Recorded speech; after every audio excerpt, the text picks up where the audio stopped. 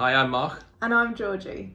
And as so many of us have taken to baking during the lockdown, we wanted to show you how we do it using some pieces of equipment that are just made to make it easier for people like us with sight loss in the kitchen. So we're going to be taking on a Jamie Oliver recipe, so if it goes wrong, it's definitely Jamie's fault.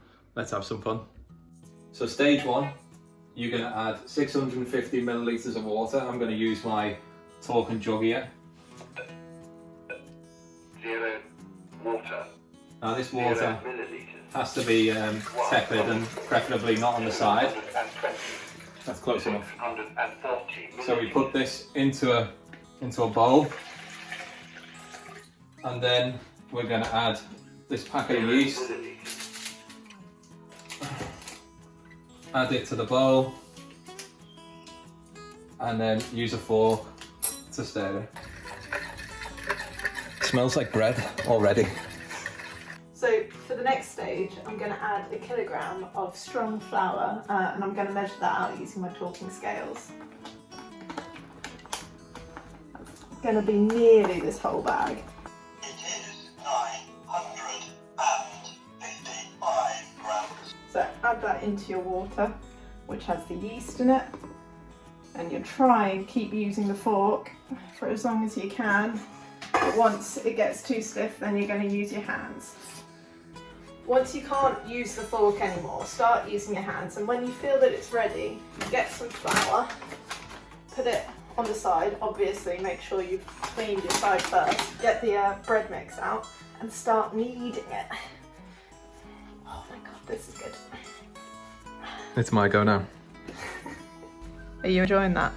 So I've never actually done this before, but it's quite therapeutic. Add some salt. Once you feel that you or your partner have given the dough enough of a beating, try and shape it into a bit of a ball. Dust it with a bit more flour. I'm trying to look like Jamie Oliver as I do this. Obviously the female version. Then put it in a bowl, get a damp cloth, cover it, and leave it to prove for about an hour and a half. So the great unveiling, let's see whether it's worked. Wow, that's pretty impressive. So it's practically filled the bowl.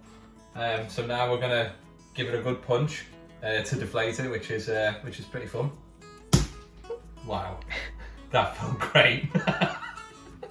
Once you've given this a good kneading, it actually is enough for 2 loaves. So we're going to cut it in half. Oh, go on. I kind of see why Jamie Oliver gets so into it and starts going, oh yes, my son. Whack that on the tray. And now I'm going to leave this to proof again for about 30 minutes to an hour.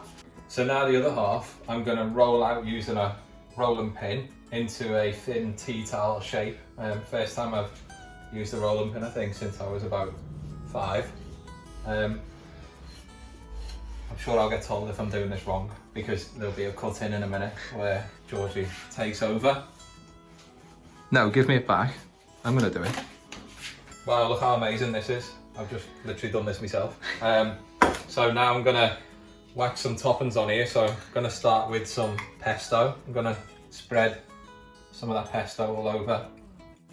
Now I'm gonna grab my tray, which has got the edges on it, because things tend to fly everywhere in the kitchen. So I've gone for pesto, olives, sun-dried tomatoes, and mozzarella. You can do whatever you want, but just spread all these things, all the toppings around everywhere. It's like making a pizza.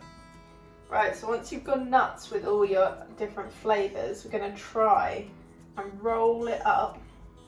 That is, if you've used enough flour on the bottom so that it doesn't just get stuck to the bottom. Let's pretend that's not an issue we're having. You never see Jamie Oliver having these problems, do you? But anyway, it's working well, we'll go with it. It'll kind of create a bit of a log shape. You will want to cut it into half and then just keep halving until you've got quite small kind of chunks. and put each piece on its side and kind of butt them up next to each other in a tray or a pan, whatever you've got. This is what it's going to be cooked in. And then you're going to leave these to proof again for half an hour to 60 minutes, just like the other one. After that, whack them both in the oven for about 35 minutes. Alright, here goes. No pressure, but if this doesn't work, I'm never baking again. Slightly extreme. Cool skin oven mitts on. Make or break time. Look at them. They look class, don't they? Alright, well the proof is in the tasting, so here goes. Oh wow. I can't believe we made that. I can't either. So I've never been into baking before because I just thought it'd be far too difficult, but that kit really made a difference.